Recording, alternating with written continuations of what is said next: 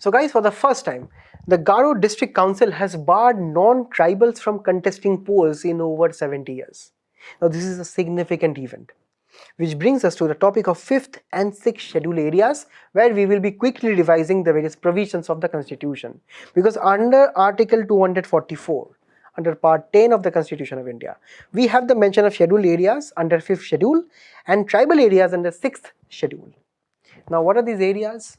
These are the areas between the state governments itself, where the mainstream laws and the national laws and the state laws are not applicable with full force, because the local custom, land traditions and various other cultural traditions are maintained of the aboriginals. Aboriginals are the local tribal populations of those areas, and that is exactly how we have to protect these particular areas and those people by giving them special rights.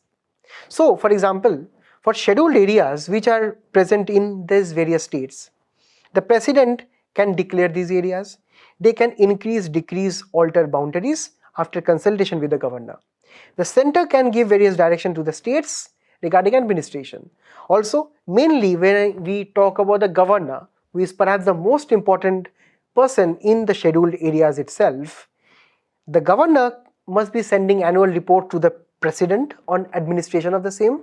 The governor can only modify or exclude various national or state laws from being implemented in these areas, right? Or they can have various other policies for the good governance of these areas only after consulting the tribe's advisory council. Whereas from the state level, the executive power is extended to the various scheduled areas also, but it is actually kind of contingent on the center's directions too. Now, let us move on to the 6th schedule, which is our main subject here.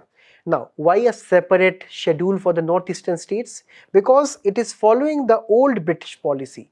Because we are trying to follow the excluded areas that the British started back in the colonial times. So we have given it the special status under the 6th schedule of our constitution. So these are the various rights that we have given to the local tribal population to actually regulate their customary laws on marriage, land and inheritance, right? For example, in Meghalaya, you must have known that the youngest daughter gets the property of their parents, right? And also, in many of the cases you have seen, the male groom comes to the daughter's home after marriage. So these are actually how we have so many different cultural practices followed there. And that is why autonomous district and regions are set up under this 6th schedule. And this is where Assam, Meghalaya, Tripura and Mizoram and these areas within the states follow this principle that if there is one tribe, there would be a district council, and if there are multiple tribes, the governor would be setting up autonomous regions, and each of the regions should be having their own regional council.